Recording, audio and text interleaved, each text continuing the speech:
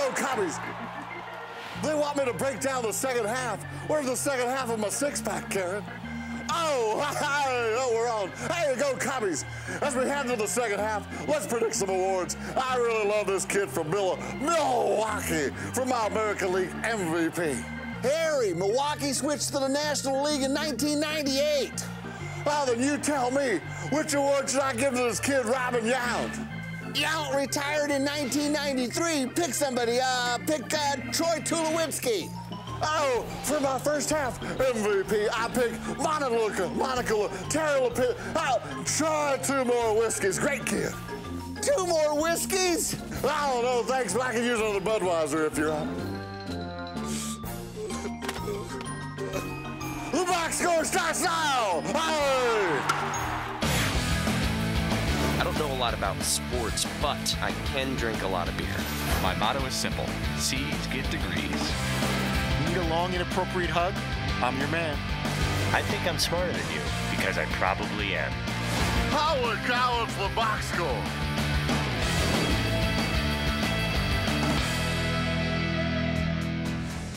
Hello and welcome to the box score. I'm Brock in Los Angeles, and the Danettes, of course, are out in Milford, Connecticut. The boys are back from a successful trip out to the West Coast, dropped through Los Angeles, on up into Portland. Paulie, how nice is it to be back in the Milford Man Cave in your own time zone? Not nice at all. I gotta tell you, I like being out there. The time zone difference, yeah, that's tough, Brock. That 3:45-ish a.m. wake-up call was brutal, but we really like being out there. And you know what? Once you get in the studio and you start going, you kind of get into East Coast time mode, like where we're referring to things like, hey, at 9:35 is this guest. Well, it was 6:35, and then the show ends, and it's like a time warp back to the West Coast. We're like, it's 9:05 a.m. I'm gonna have lunch now. Like we normally go to the bar right now. Yeah. It's 9 o'clock. What am I supposed to do with myself? The trip out west was highlighted by one of your patented meet and greets at Buffalo Wild Wings. It was a packed house yet again. DP shaking hands with some of the folks who showed up. And of course, Paulie pulled out the pen and signed a few autographs. Seton stopping for a selfie with some fans, and no trip is complete without the patented Fritzy hug. Fritzy, who's the poor lady that you felt up on this time? Yeah, I'd like to say that to everyone that was online to meet us, or at least in my section there, wanted a hug. Some of them, I kind of forced myself on them, and I don't know if their boyfriends or husbands or dads appreciated it, but for the most part, they asked me for one, and hopefully I didn't go past the 3-second rule. Let me ask the other Danettes. It seemed to me that the ratio of hugs was 2 to 1 men to women. I noticed a lot of guys getting hugs from Fritzy. There were a lot of guys. I was a little, as much as I like to hug everybody and show the love, I was a little disappointed with that ratio. We could have, had a few more women in there, but you dance with who brung you. I think it's nice, it's 2014, a little more progressive in the creepy hug department. I fully support it. Well, you're definitely a fan of the hug, Fritzy, but how long were you in on this one? Because if we look back, you grabbed a hold of this lady and you didn't let go. I mean, is this a personal record for the Fritzy hug? Yeah, that went on a lot longer than probably she would have liked.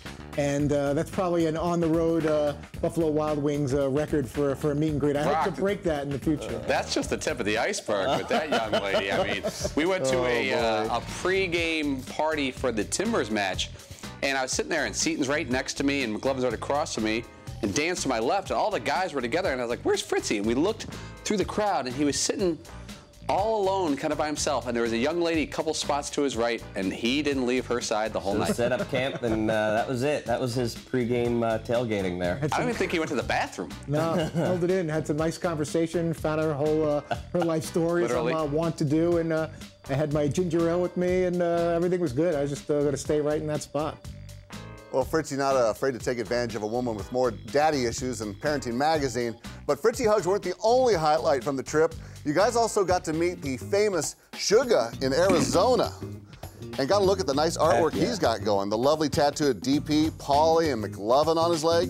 McLovin, how did it feel to have your face on another man's thigh? Of all the things that have happened on the Dan Patrick Show in the years we've been doing this, more people come up to me and said, is that real? Has a guy really tattooed you on his leg? I'm like, yeah, of course he has. Like, why, are you not tattooed on anybody's body? It's an incredible claim to fame. And Sugga, I mean, he is so cool and down to earth and normal for a guy who would get his leg tattooed with the Danettes. I mean, you would think off the bat, if that's all you knew about somebody, that he might be weird, but he wasn't at all. Yeah, on first glance, I was kind of scared of the guy, for lack of a better word, and I was like, that's not someone I would think I would normally be hanging out with. And then once we got to talking, we were like bros, and had some time at the adult entertainment venue right there at table level. It was all good. I was fortunate enough to spend a lot of time with Sugga, actually, in Portland, and he is a surprisingly normal dude. And he was just kind of like, because we were talking about the tattoos, and it was just like, dude, I can't believe you did that. And he was just like, hey, when I'm all in on something, I'm all in. And I was like, yeah, I absolutely need your guys' faces next to my gigantic Steve Urkel tattoo.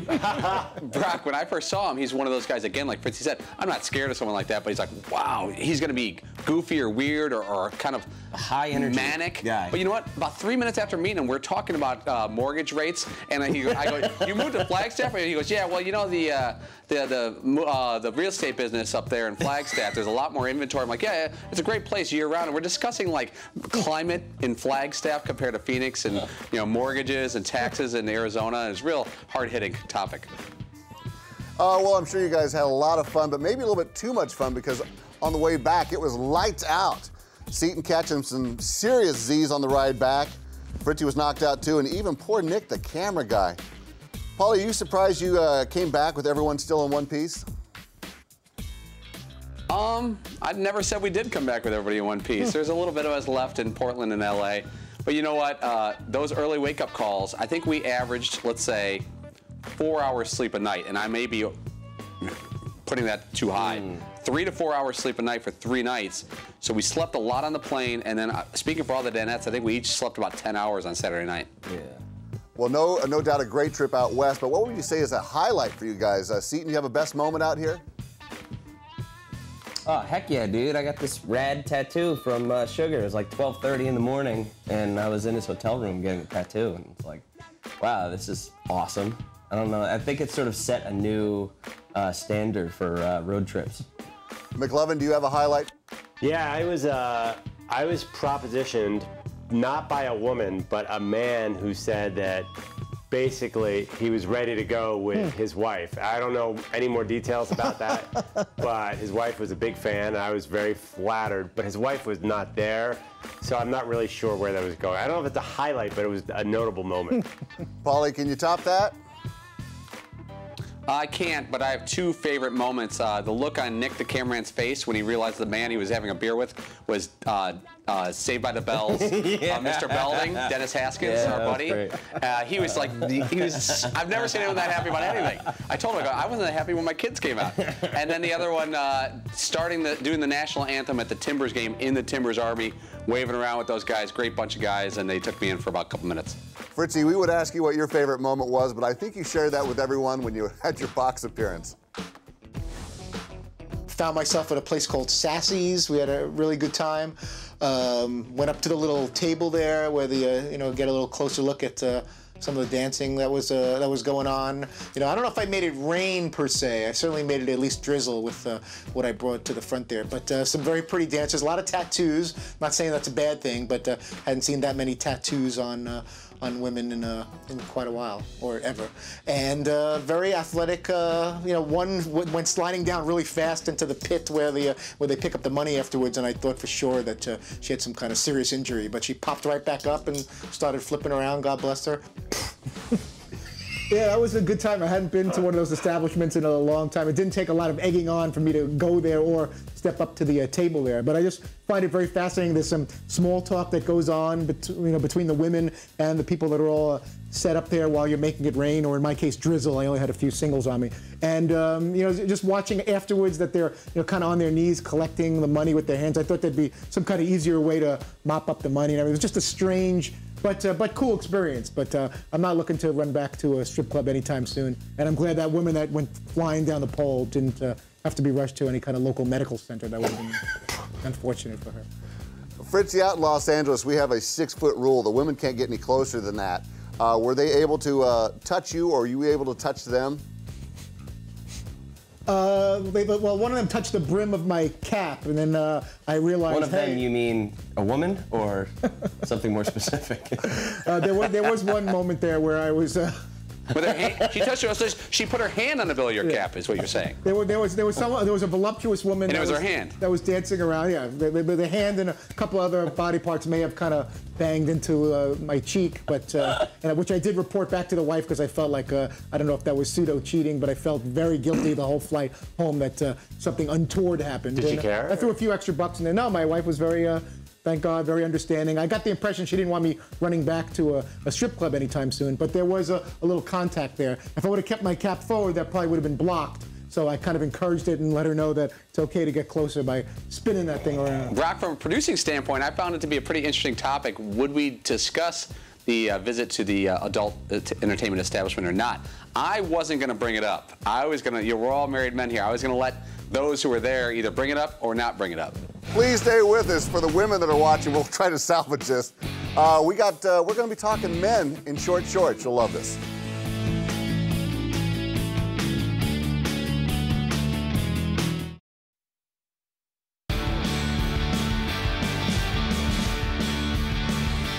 Welcome back to the Box Score. We had acting legend Tim Robbins on today, and you'd think the boss would have started out the interview with a Bull Durham question for sure. But instead, Dan took a different route. You were in Top Gun, right? Small role. I was, yes. I was Merlin. How bad do you feel that you weren't in the volleyball scene where everybody's wearing jeans?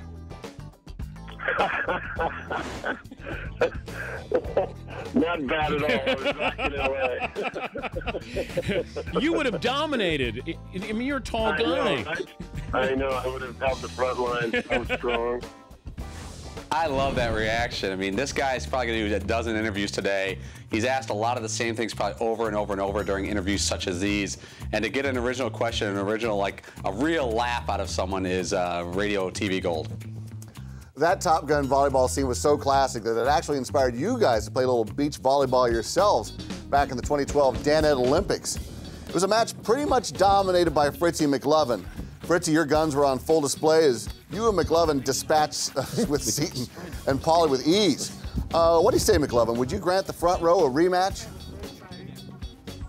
No. These clips make it look like we killed them. We actually lost badly. Yeah, we appreciate those highlights, but that doesn't tell the whole story. Because we were the only one, because I was trying to set up Fritzy for slams, and we got some highlight plays, but they consistently beat the whatever off of us. They killed us. And we did it in jean shorts. And then a cute tank top. The name of our team was Mean Shorts, and I think you saw it out there. We handled them. And the funny thing was, right before we started it, I'm not a good volleyball player. I'm not even close to good. Seton's about a C. I'm a hard F. I said to Seton, I go, let's just get the ball over to their side and let them screw it up. Exactly. That was the strategy. I know I would love to see a rematch, especially if we can bear witness to this again. That's right, Seton O'Connor showing off those legs and those super tight jorts. He was a winner with that get-up. Any plans to rock the jorts in the near future, Seton?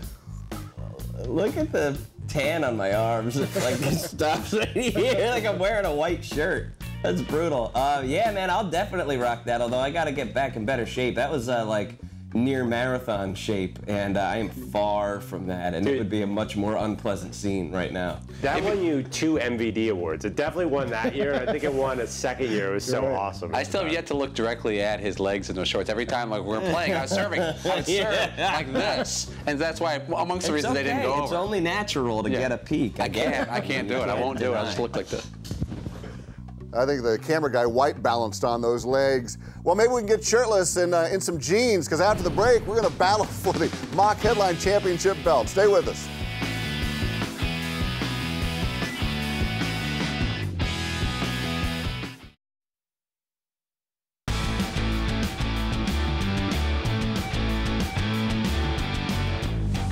Welcome back to the Box Score. No doubt a huge weekend in the world of sports, as we like to do every Monday. Time to throw in your thinking caps. It's time for another edition of Mock Headline Battle Royale. I give you a headline, you give me a mock headline. First headline is Rory McIlroy wins the 143rd Open Championship. Let's start in the back row. McLovin, what do you have for us? Nice jug. Rory captures the claret. Front row, Polly. Oh, this one? Oh. Rory McIlroy, easy Open victory, not great TV. Okay. Okay. Okay. Smattering. Fritzy, what do you have? I have no games, Irish. You're the captain now. I like it. Oh, that's like No, Captain a Phillips thing. situation. No, that's a good reference. Captain Phillips. And finally, Seton, your mock headline. Claret thug. Rory mocks Liverpool fans, leaves gallery pitch slapped. That's a Todd Fritz callback. Ooh, I like it. Let's see.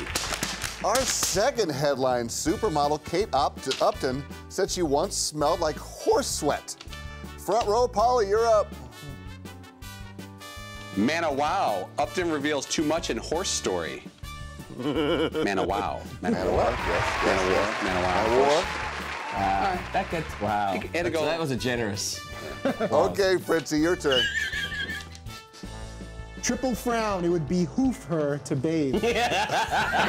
Triple frown. Perfect. Seton, what's your headline? Kate Upton fine, more like equine. Equine. McLovin, Yeah, it was kind of weird. give us something good. I can't do that, Brock, but I will give you this one. I'll have another. I don't care what Kate Upton smells.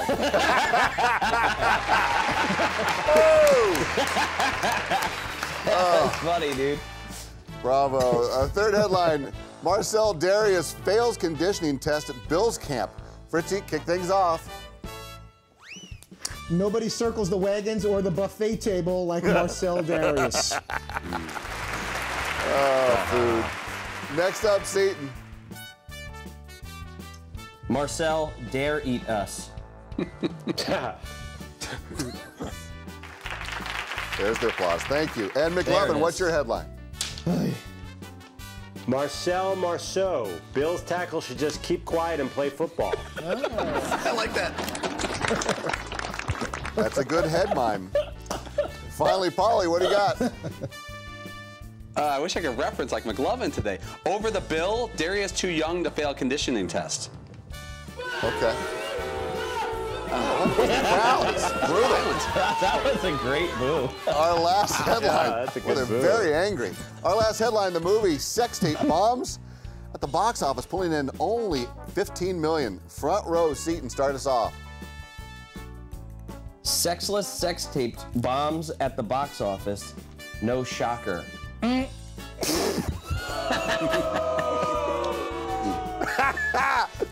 Oh. Oh, shocking. Back row, McLovin. Anyone? I can't top that, but soft open. Sex tape with limp numbers to begin. Limp. Yeah, that's good. Yeah. I don't know anything about this. Okay, Polly, you're up. Disaster. Sex tape, camera run, and done. You got them all in there. Disaster? Come on. Disaster? Fritzy, send us home. Nude for thought, putting sex in title, just not enough. Okay. Oh, the crowd. Come on. Quiet. Nude for thought. Hey, the mock headline championship belt goes to Fritzy. I'd say an upset. Whoa, I thought McLovin had it. I thought McLovin had that. Who's voting on this? I don't think anyone. I think it's just sort of like the first name you can think of. Yeah. Fritzy. I personally thought McLovin deserved that, but But you're going to keep it. Still to come, it looks like miracles can happen, especially on the simulator.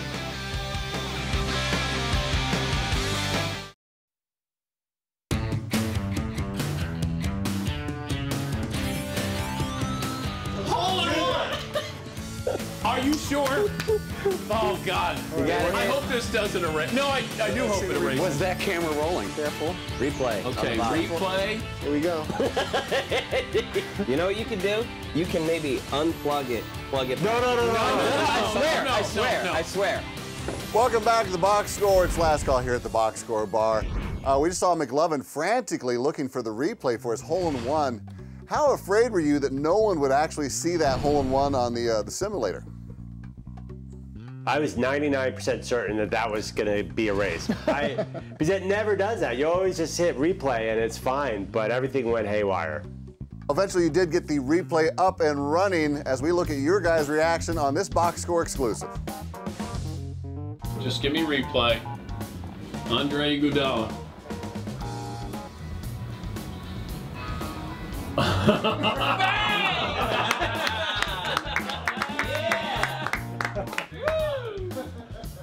Oh my God. You know what? A couple things here. When I saw Dan going for the screen to replay it, Dan makes Fritzy look like Mark Zuckerberg with his technical abilities. I was like, Dan's going to erase that. Yeah. Now, if Dan erases it, how mad does McLovin get compared to one of the other Danettes? I also considered, because I have a mean streak that goes through me, and sometimes sometimes I pump the brakes. I was going to run over and just unplug the whole thing, but I thought that's too far to go. That really would be too far to go to purposely erase it, and I didn't think we were going to get it.